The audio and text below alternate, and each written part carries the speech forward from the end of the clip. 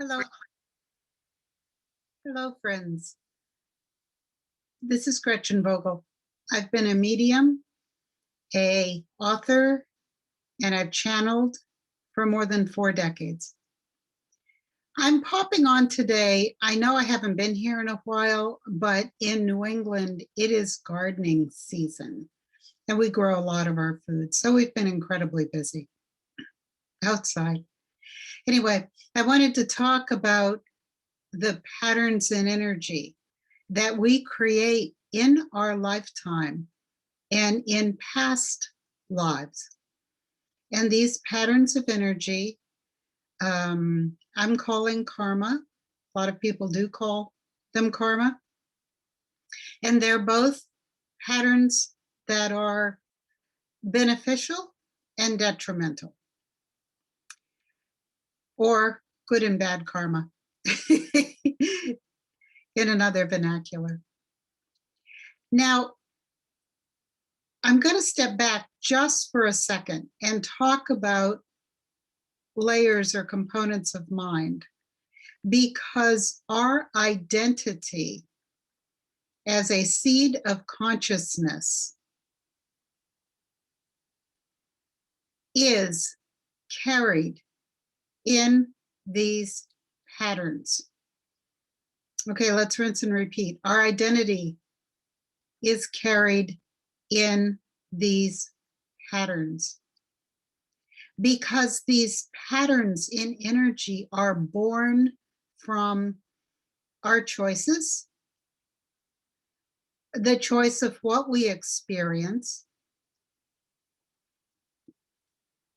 and are carried in mind, also reflected onto or into consciousness. So let's separate those two words, mind and consciousness, for just a second. I'm probably going to be doing another one on this. I have a lot of information on it. But very briefly, think of the mind, the walking, waking mind, as the conductor of an orchestra, the observer of what is going on, the observer of our thoughts, the observer of our actions. That conductor is able to make choices about what we choose to do. Consciousness, on the other hand, is often linked to the part of us that is carrying, or actually is, source, one force, origin, creator, God, spirit, that pure energy. Now, consciousness cannot see itself. It is pure. It's like empty. It's emptiness. It's clear light. You could think of it as consciousness is clear light. But our experience is reflected to consciousness. And this is the way consciousness sees itself. Okay. So I'm going to do a little bit more on that later, but it's part of a preface to understand how these patterns of energy are what carries our identity. So we think of ourselves as individuals, and indeed humans have a high degree of individuation.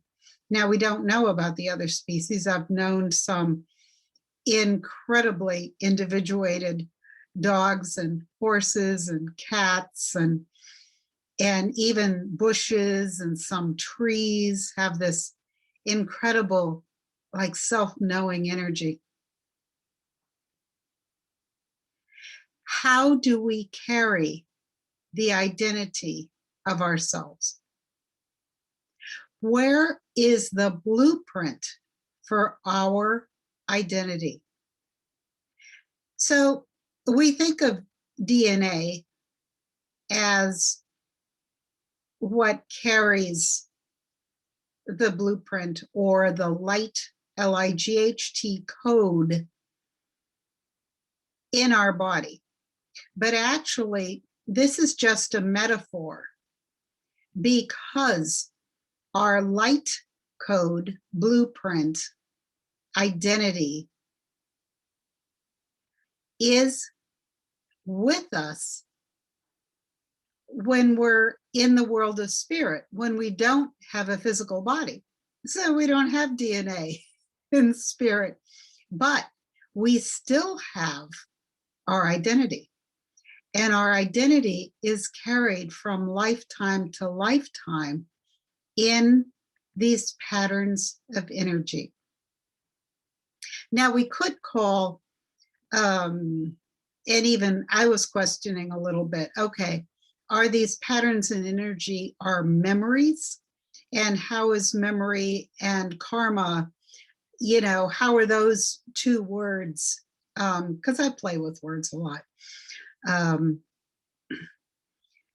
Is there a difference? And yes, there is a difference. Memory is the past.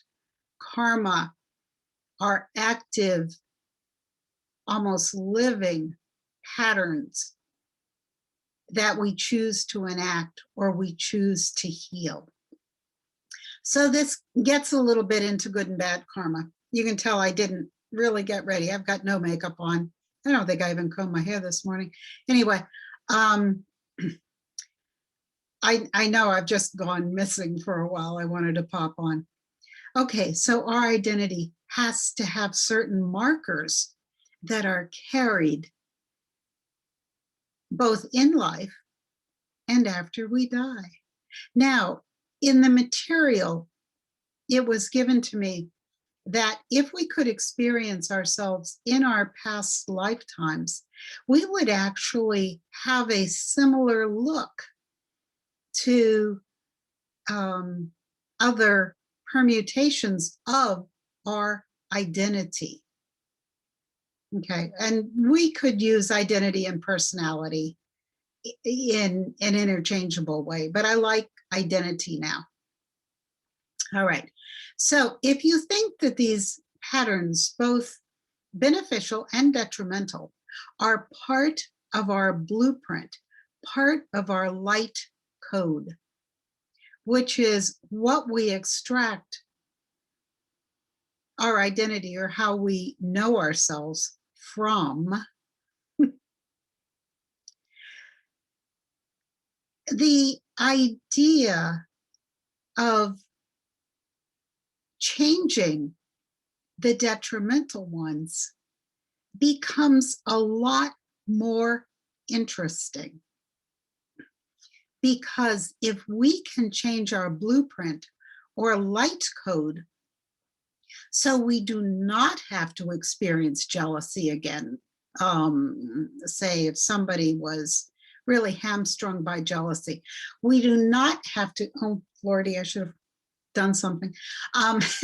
We do not have to experience addiction. We do not, again, in another lifetime, we do not have to experience anger, even if it comes out of fear and pain in another lifetime. It won't rule our life the next time if we've healed these patterns. So there's a lot more to come on the reflection of our experience onto or into the consciousness that we are carrying inside of us.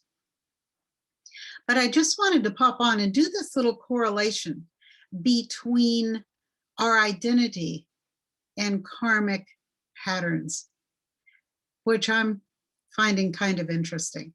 And of course, I can't know your positive karma, but if you look at what was important to you on coming in this lifetime, And for some people, it's learning how to parent, learning how to nurture um, in a time which has evolved in the way that we respect our children.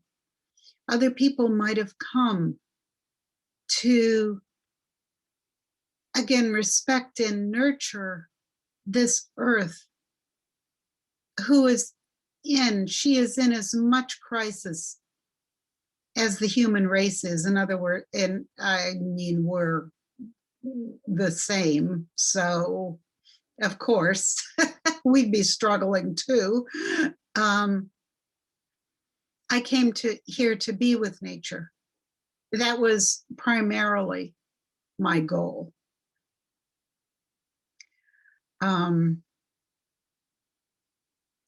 And then you guys, unfortunately, know quite a few of the things that I've been healing in order to clear my blueprint of some detrimental patterns that I have practiced during my life with obsessive thinking and misconceptions and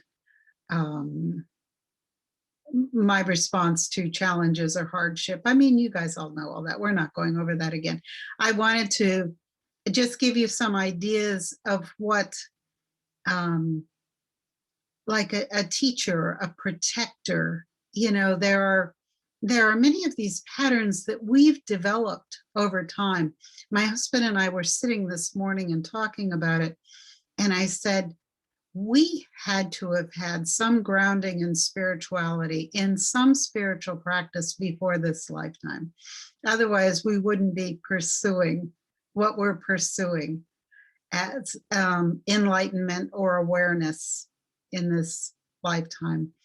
I mean, this can't be our first time with that goal, so to speak, in mind. So anyway, thank you for any time and attention that you pay to my work, and I hope to get on again soon. I finished the transplanting yesterday. I do still have some root crops that need to go in, but there's lots of time for that. Anyway, my website and my email is in the descriptor box below. And someday I'll have time to do fancy YouTube. I just don't right now. So this is what you get. All right. Thank you so much for coming to play with my ideas in my mind today.